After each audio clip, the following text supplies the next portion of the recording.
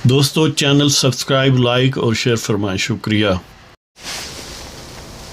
بسم اللہ الرحمن الرحیم، الحمدللہ رب العالمین والصلاة والسلام علی خاتم النبیین۔ پاک ویوز محمد بن شاہ، السلام علیکم، کیسے ہیں جی؟ بات کرتے ہیں سپریم کورٹ میں، یعنی سپریم کورٹ میں ایک بعض لوگوں کو خدشہ ہے کہ گویا ثاقب نثار کی روح اب بھی بعض صورتوں میں موجود ہے، تو گویا وہ پرسونیفائی ہو سکتی ہے پھر کسی پرسن کی صورت میں اور ہے۔ تو ظاہر ہے وہ بندیال صاحب ہیں، اور بندیال صاحب نے جو عجیب و غریب کام یہ کیا ہے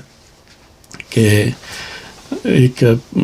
تو ہے نا سپریم کورٹ بار ایسوسی ایشن کی طرف سے جو پیٹیشن ہے،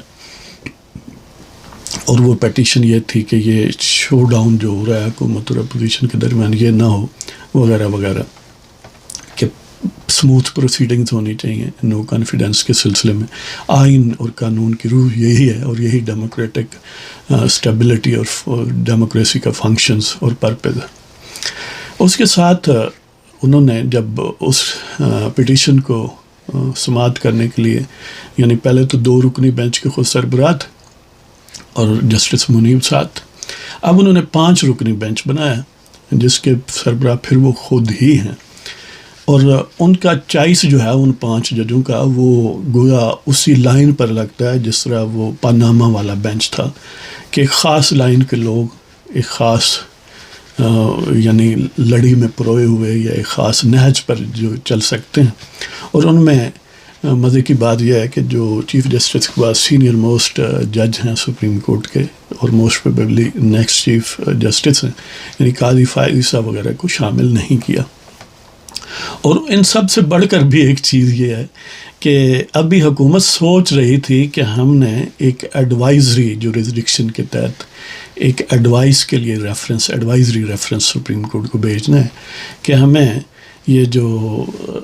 ہے نا 63A یعنی ڈیفیکشن کلاز، اس کی وضاحت فرما دیں۔ حالانکہ اس کی کوئی وضاحت کی ضرورت نہیں ہے، بڑا پلین ہے، بڑا روز روشن کی طرح یہاں وہ آرٹیکل ہے کہ اگر ڈیفیکشن کرے گا، اور بالکل پہلے بھی ہم ذکر کر چکے کہ سیدھا پروسیجر ہے، اور اگر الیکشن کمیشن کنونس ہو گیا تو ڈکلیریشن کو گویا کنفرم کرتا ہے، تو پھر the member concerned would cease to be the member of the assembly, یعنی اس میں ڈسکوالیفیکیشن ہے ہی نہیں۔ لیکن بہرحال حکومت نے کیونکہ ایک کنفیوژن پیدا کرنا ہے، پتہ نہیں انہیں اس سے کیا حاصل ہوتا ہے۔ حالانکہ سیاست جو ہے وہ ایک لانگ ٹرم بات ہے، لانگ ٹرم معاملے میں اگر آپ نے سیاست کرنی ہے تو موجودہ حکومت چلی بھی جائے، آپ نے 3.5 پونے 4 سال حکومت کر لی ہے، تو اس میں کوئی بہت، اور پھر یہ ہے کہ کوئی ایکسٹرا کانسٹیٹیوشنلی آپ کو نہیں نکالا جا رہا، کوئی آپ کو اغوا نہیں کر رہا، کوئی آپ کو گن پوائنٹ پر نہیں ہٹا رہا، نہ آپ کو جلاوطن کر رہا ہے، نہ ہی کوئی کورٹ کوئی ایسا آؤٹ آف وے جا کے تمہیں ہٹا رہی ہے۔ ایک پراپر پروسیجر ہے کہ عدم اعتماد ہے، اس سے آپ نکل بھی جائیں گے۔ اور کئی ملک ہیں جہاں پر مثلا اسرائیل میں تقریباً 2-2.5 سال میں 3-4 الیکشن ہوئے، لیکن سٹل ملک سٹیبل ہے۔ یہی وجہ تھی کہ اکثریت نہیں ملتی تھی۔ اسی طرح اور کئی ملکوں میں، اٹلی میں، جاپان میں، بڑا سکسیسولی اور بڑا یعنی ٹو فریکوینٹلی بعض کا تو وزراء اعظم بدلتے ہیں عدم اعتماد کے ذریعے، ریزگنیشنز کے ذریعے، لیکن پھر بھی قوم کا سفر بہرحال سموتھلی جاری رہتا ہے۔ لیکن ہمارے ہاں بڑے عجیب لوگ ہیں، ابھی دیکھ لیں کہ باجوہ صاحب یوم پاکستان پر یہ فرما رہے تھے کہ یعنی ووٹوں پر نصیحت فرما رہے تھے کہ کس کو ووٹ دینا چاہیے، کس کو نہیں دینا چاہیے، کہ اور ساتھ یہ فرما رہے تھے کہ جو جرنلسٹ بندے بن جائیں تو معاملات ٹھیک ہو جائے۔ حالانکہ سادہ سی بات اور سارے لوگ جانتے ہیں کہ باوردی لوگ بندے بن جائیں تو معاملات ٹھیک ہو سکتے ہیں، اس لیے کہ باقی لوگ معاملات کو اتنا خراب کر ہی نہیں سکتے نا، آئین کو سبوٹاج نہیں کر سکتے۔ جرنلسٹ کچھ بھی کرتے رہیں، وہ آئین کو سبورٹ نہیں کر سکتے،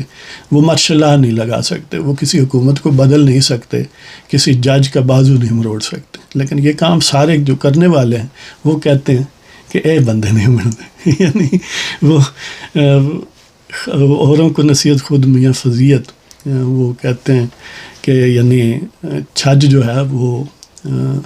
چھاننی جو ہے وہ چھج کو شاید متہم کر رہی ہے۔ تو بہرحال جنہیں بندے بننا چاہیے وہ بندے بنیں تو معاملات زیادہ ٹھیک اور صحیح معنوں میں صحیح سمت میں چل سکتے ہیں۔ لیکن بات بہرحال ادھر نکل گئی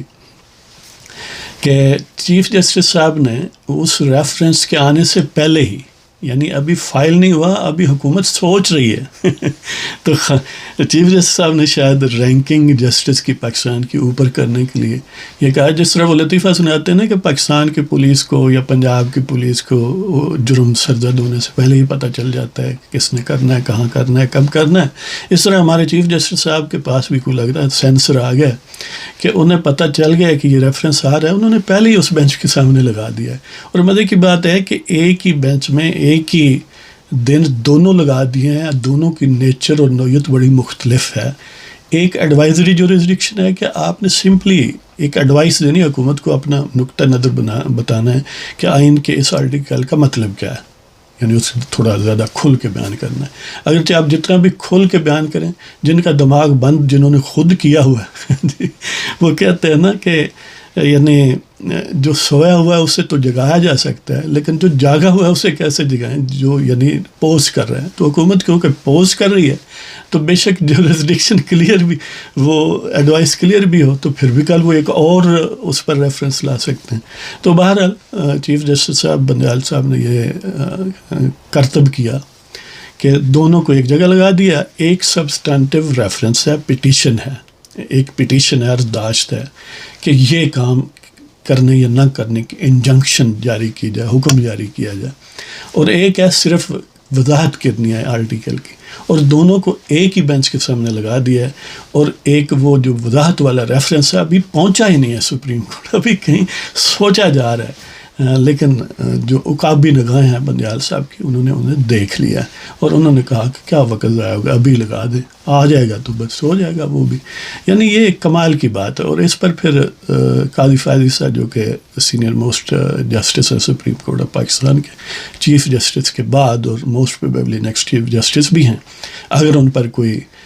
حملہ نہ کیا گیا تو انہوں نے اس پر برملا یعنی ایک ٹیکنیکل وضاحت کی ہے کہ یہ جناب یہی جو باتیں ہم نے کی ہیں کہ دونوں کو ایک بینچ کے سامنے ابھی ریفرنس آیا نہیں، آپ نے پہلے اس کو فکس کر دیا ہے. اور پھر جہاں فکس کیا ہے ان کی نیچر بڑی متصادم سی ہے، کوئی ایک ہی یعنی عام طور پر آئیڈینٹیکل پٹیشنز ہونا تو ان کو ایک بینچ کے سامنے لگایا جاتا ہے، یا کم از کم ان کی نیچر کچھ ملتی جلتی ہے. اس میں تو بالکل بعد المشرقین ہے، تفاوت ہے بہت بڑا، لیکن آپ نے لگا دیا ہے. اور پھر لگانے کا انداز جو ہے وہ آربیٹریری ہے کہ سینئر جو جسٹس ہیں یعنی قاضی فاضل صاحب، ان سے نہ پوچھا ہے، نہ ان میں اس کو شامل کیا ہے، گویا وہ عضو معطل بنا کے رکھے ہوئے ہیں. پہلے گلزار صاحب نے بھی ایسا ہی کیا اور اب بھی وہی روایت جاری ہے. یعنی سپریم کورٹ کو بھی گویا اپنی جاگیر سمجھا ہوا ہے. اور ویسے آئین اور قانون کی بات کی جاتی ہے اور جو بھی ڈسکریشن کے صوابدید اختیارات ہیں حکومت کے، ان پر قدغن بھی لگائی جاتی ہے، لگانی چاہیے. لیکن چیف جسٹس آف پاکستان خود عدالت کا گھنٹہ گھر ہے کہ دیکھیں نا کہ پورے آئین کو اگر آپ امینڈ کریں پورے ایک آئینی پروسیس سے، اس کو وہ چاہیں تو سیٹ اسائڈ کر دیں، اور عملی طور پر ایک چیف جسٹس جو ہے وہ کر سکتا ہے. کسی اپنی مرضی کے جج کو وہ معاملہ دے دے، اپنی مرضی کا بینچ بنا دے، یک رکنی بنا دے، خود ہی یک رکنی بن جائے وغیرہ وغیرہ، یا لائک مائنڈڈ لوگوں کو، ایک ہی لائن کے لوگوں کو اکٹھا کر کے بینچ کا نام دے دے. لیجسلیشن کو سبورٹ کر سکتے ہیں، سیٹ اسائڈ کر سکتے ہیں. امینڈمنٹ سبورٹشن میں معذرت کرتا ہوں، سبورٹ چلو نہیں لفظ ہم استعمال کرتے، لیکن سیٹ اسائڈ کر سکتے ہیں. یعنی خود پورے نظام کو کا تیا پانچا کر سکتے ہیں، اور اس میں کوئی کولیکٹیو وزڈم شامل نہیں ہونے دیتے. نہ بینچ بنانے میں کوئی باقی جسٹسز کا کردار ہے، نہ ہی کس بینچ کے سامنے کون سا کیس لگے گا اس میں کوئی کردار ہے، بلکہ ایسی بھی سکھا شائی ہوئی ہے کہ بینچ بنا ہے، اس پر ایک خاص کیس لگا ہوا، اس کو ڈسکس کیا جا رہا ہے. کوئی آبزرویشن ایسا آیا ہے جو چیف جسٹس صاحب کو پسند نہیں ہے کہ جس لائن پر وہ بینچ کو لے جانا چاہ رہے ہیں اس لائن پر انہیں محسوس ہوتا ہے کوئی ایک آدھ بندہ نہیں جا رہا، تو وہ کھڑے کھڑے بینچ توڑ کے ایک نیا بنا دیتے ہیں. یعنی مطلب یہ ہے کہ اس چیز کو ریگولیٹ کرنے کی ضرورت ہے کہ ایک بندے کے نظر کرم سے نہ بینچ بنے، ایک بندے کی نظر کرم سے پک اینڈ چوز نہ ہو کہ کس جج کے سامنے کون سا کیس لگنا ہے. یہ حالانکہ آج کل تو جدید دور میں یہ کم و بیش ڈیجیٹائز ہو چکی ہیں چیزیں. وہ تو بہت بڑی چیز ہے. یہاں پر چھوٹے دفاتر میں بھی یہ ڈسکریشن نہیں ہے کسی کے کہ کوئی سائل آئے تو اس کو کس نے دیکھنا ہے. ایک خاص نظام ہے اس کے تحت، یعنی کوئی بندہ چاہے گا بھی تو اس کی ہو سکتا باری نہ آئے. اور کوئی کلائنٹ آتا ہے وہ چاہتا ہے کہ مخصوص فلاں بندہ ہے اس کے پاس میں جاؤں، ہو سکتا ہے کہ اسے اور بندہ مل جائے. یعنی کہنے کا مطلب یہ ہے کہ اس کو بہتر کرنے کی ضرورت ہے. ادروائز جو منہ زور لوگ ہیں، نہ تو ادھر کوئی ریگولیشن ہے، ادھر گھنٹہ گھر ہے، آرمی چیف، ادھر چیف جسٹس ہے، اور باقی آ جائے کہ تختہ مشق ہے سویلین نظام، اور اس میں بھی اپنا بندہ جس طرح خان صاحب ہے ایک آرٹیفیشل ڈمی کریٹ کر کے رکھ دیتے ہیں، اور سارا نظام تیا پانچا اس کا کر کے اس سارے تالاب کو گندا کر کے پھر یہ ہم نیوٹرل ہیں، اور پھر بھی نیوٹرل ایسے ہیں کہ لیکچر دینے سے پھر بھی باز نہیں آتے. تو بہرحال اجازت لیتا ہوں جناب، اس دعا کے ساتھ کہ اللہ تعالیٰ آپ سب کو خوش و خرم رکھے اور پاکستان کو زندہ اور پائندہ اور آباد رکھے، اور انشاءاللہ آباد رہے گا، ترقی کرتا رہے گا. بالآخر یہ جونکیں جو ہیں وہ ان کو ہٹنا پڑے گا. خدا حافظ.